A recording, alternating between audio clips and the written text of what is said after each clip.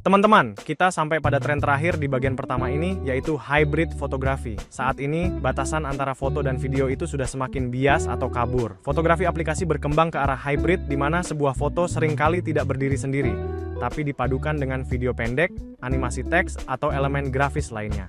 Bayangkan, dalam satu sesi pemotretan saja, kalian sekarang dituntut untuk bisa menghasilkan berbagai format konten sekaligus.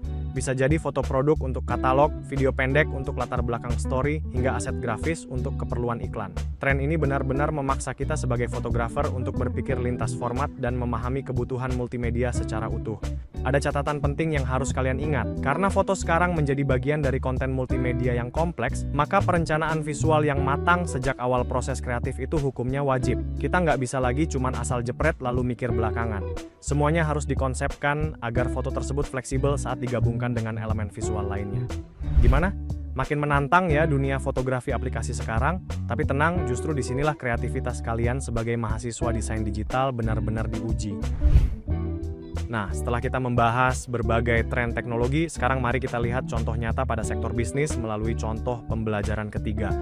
Kali ini subjek kita adalah sebuah usaha mikro kecil menengah atau UMKM minuman kopi yang berlokasi di Bandung. Latar belakangnya cukup klasik nih. Pemilik UMKM ini sudah rajin memotret produk kopinya hanya dengan menggunakan kamera ponsel. Kalau dilihat sekilas, fotonya sebenarnya sudah cukup terang dan tajam. Tapi si pemilik merasa hasil fotonya terlihat biasa saja dan kurang memiliki daya tarik jika dibandingkan dengan foto-foto estetik dari kompetitornya di media sosial. Setelah kita bedah, ternyata ada 4 akar permasalahan utama yang dialami UMKM ini.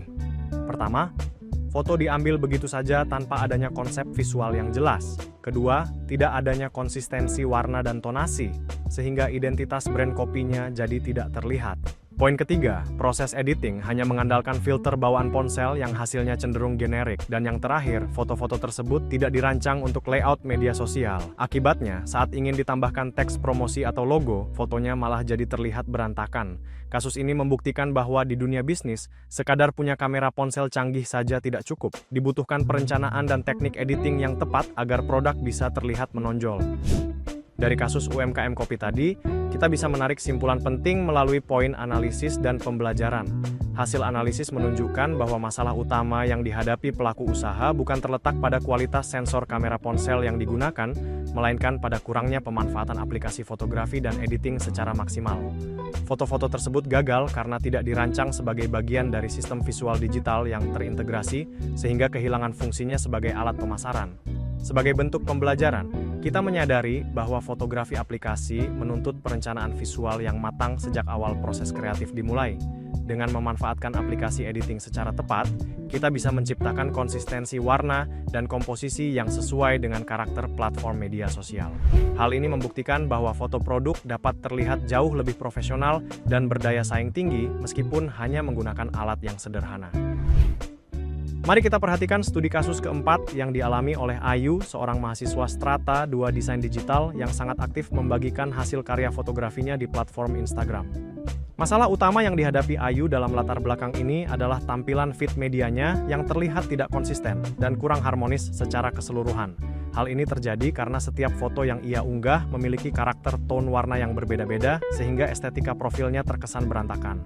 Berdasarkan hasil analisis teknis, Ayu sebenarnya sudah menggunakan berbagai aplikasi editing untuk memproses fotonya. Namun permasalahannya adalah ia belum menjadikan proses editing tersebut sebagai alat desain visual yang strategis.